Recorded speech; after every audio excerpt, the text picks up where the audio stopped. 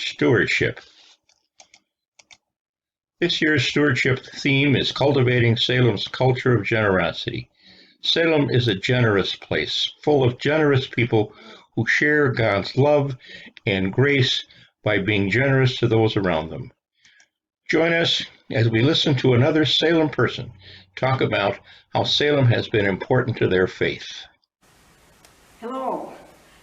Jack has asked me to give some thought about what it is I like so much about Salem. What is it that why I've stayed there so many years? I joined Salem in 1956 and for a short brief time moved out of state, came back and then came back to Salem.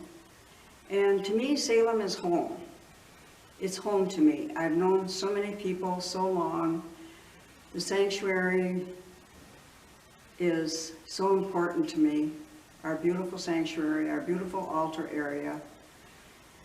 There's so many things that I like about Salem. Salem has had so many good programs considering our size. Our congregation isn't all that big. It's good size, but it's not that big for everything that's done there. There are a lot of programs at Salem.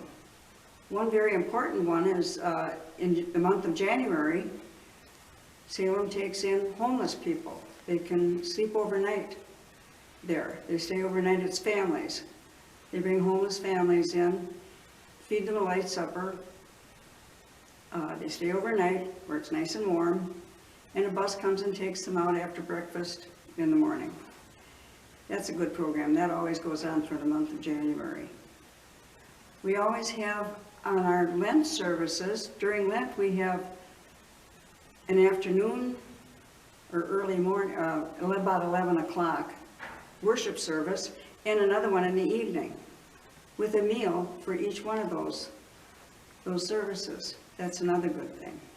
The women of the church, Elizabeth Circle, do a lot. They handle all our funeral lunches, things like that. That's always a comfort to people who have lost family. They're comfortable and feel good about the women of the church serving those beautiful lunches for the guests at the funeral. Our Sunday school program is good. Sunday school, oh, we have so many things. I taught Sunday school for a while. Vacation Bible School. I could go on and on and on.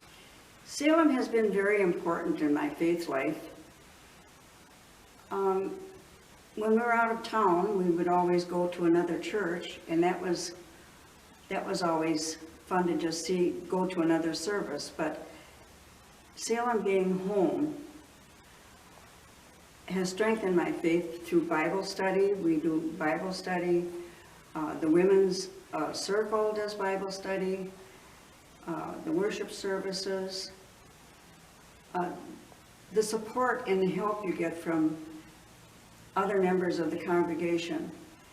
Anybody gets down, goes through a bad time, they know they have the support of all the people at Salem to see them through things. That's been very important to my faith life. Thank you, Mary Ann. Please join us in being generous as we cultivate Salem's culture of generosity and give to the Lord. Hey, dear friends at Salem Lutheran, this is your pastor, and this is our Tuesday message. Thanks to Mary Ann, who just shared a good word about stewardship. Our stewardship drive is about cultivating Salem's culture of generosity. Generosity is something that's so key to our giving. Of course, something oftentimes that's learned as a child, that's taught. One of the things of generosity I thought about is I thank you for your good words on the Clergy Appreciation Day, whereas your generosity of thoughts and words. There are many things we can be generous with, but I think about so often we don't say what we want to say, and it's the old Lena joke about Lena says, "Well, you never tell me you love me," and Ole says, "Well, I told you when we were married, And if it changes, you would be the first one to know. Of course, there's some humor behind that, but on the same hand is we need to be generous, giving folks encouragement, especially our children. That's such an important thing to do. So thanks for your kind words. And a few announcements. We met as council this evening, and once again, your council is very busy at work and figuring out ways to do good ministry at Salem and how we can be effective in the community and globally as well. And thank you so much. Talking about generosity, 20 folks gave scholarships for Guatemala and 28 for Tanzania. We collected over $12,000 for scholarships, and once again, thank you very much for that.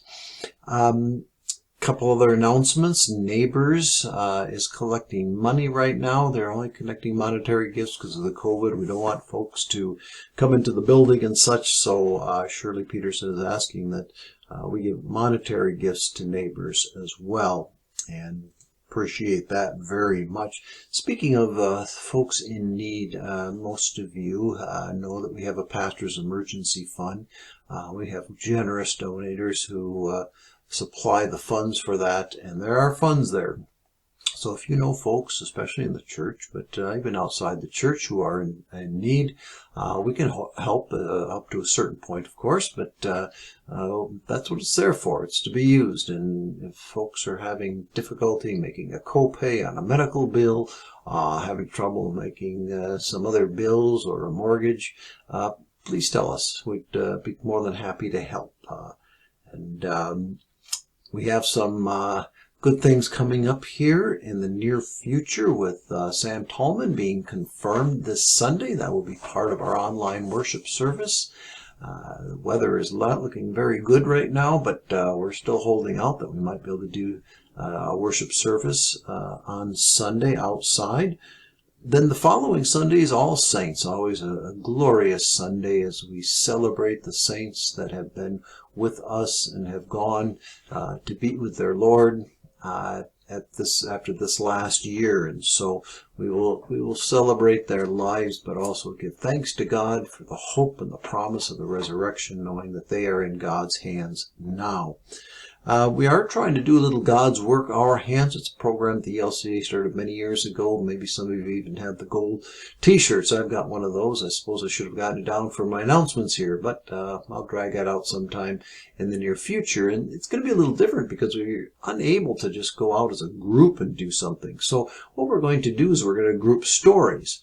So when you go out and volunteer someplace, we're going to gather your story, and we're going to make that work in this way. So we're encouraged to go ahead and do that kind of work. So those are the announcements.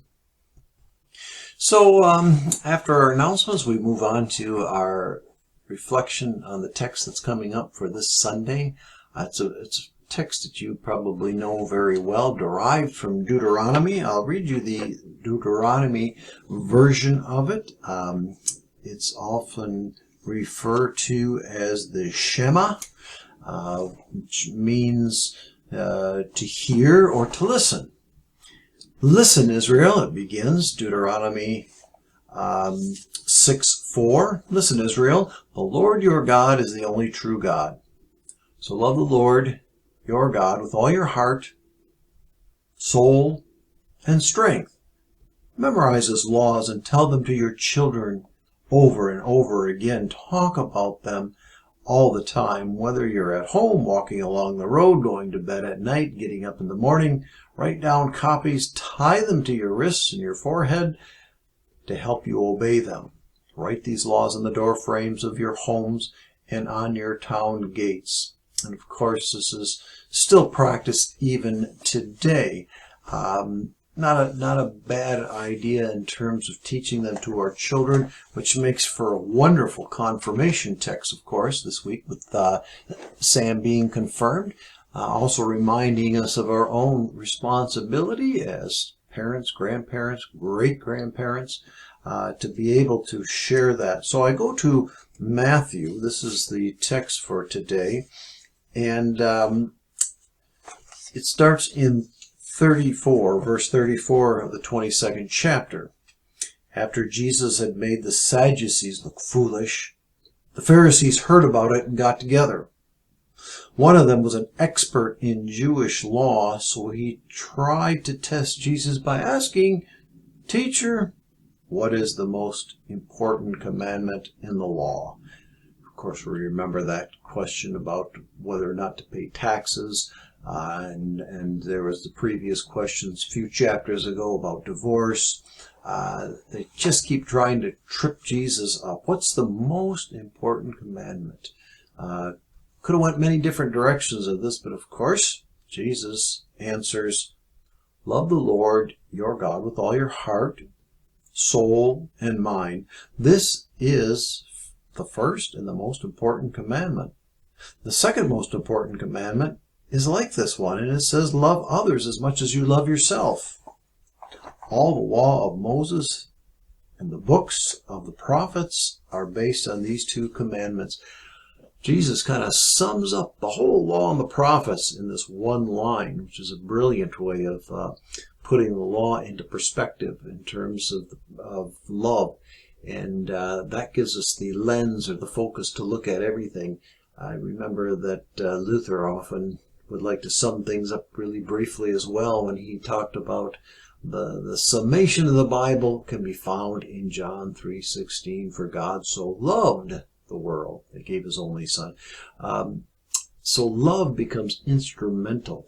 And as much as we try to romanticize love and we talk about loving your spouse and such, love is an action word in the Bible. The word love, of course, many of you have heard is agape. It is that love, that sacrificial love, giving for somebody. And of course, that also applies to a spouse or a child. We sacrifice for those who are close to us. We actually do things. Love's an abstract word, of course. I'm reminded of old Gerhard Forde, my professor from seminary. He used to say, well, guy goes into the store and he says, "Doctor told me I need to eat more fruit." And so he grabs the produce manager and he says, "I need fruit." Doctor says, "Eat more fruit." Produce manager says, "Okay, got some apples over here, oranges over here, bananas over here. What would you like?" Guy looks at him, shakes his head. "No, the doctor told me to eat fruit." Well, that's what love is too. Love is an abstract word that describes many things. And the most important thing, of course, is God gave his only son for us. And so our whole faith can be really reduced down into this. For if we love our Lord our God with all our heart, all our mind, all our soul, that's it. That's what it's all based upon. And of course, that transfers into love of the neighbor. Once again, Luther, I like to use Luther. Of course, it's Reformation Sunday coming as well as Confirmation Sunday, so got to tap into Luther. When Luther was questioned, how do you love God? By loving your neighbor. Our acts to our neighbor are in reference to our love for God. And so the love portion is actual action. What have we done? So that's where we're going to go with that this week. And of course, Reformation Sunday is Sunday. We'll get to sing those great old Reformation hymns. A Mighty Fortress is Our God. But we're also going to sing those special hymns that relate to confirmation. Morning Cry, the Yaldasaker song that so many of you is a really special song to you. Well, trying to find my words here. It's late at night. We've had council meetings, so I'm a little tired here. But look forward to seeing you again on Thursday at our prayer service. Thanks for joining me and taking the time to watch our little message. Be still and know that the Lord is our God.